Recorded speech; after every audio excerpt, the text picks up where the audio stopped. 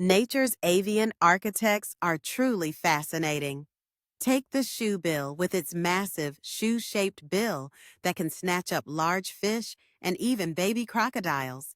Then there's the sword-billed hummingbird, flaunting a beak longer than its body to sip nectar from deep Andean flowers.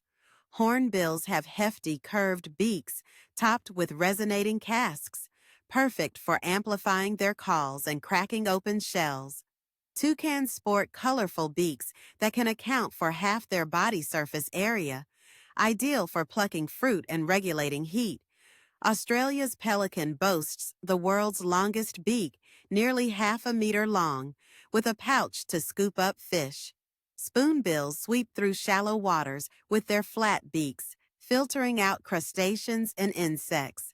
Crossbills have overlapping bills designed to pry open pine cones for hidden seeds, while the rhinoceros auklet showcases a horn-like protrusion for breeding displays. Each unique bill is a testament to how evolution shapes feeding, communication, and survival strategies in the wild.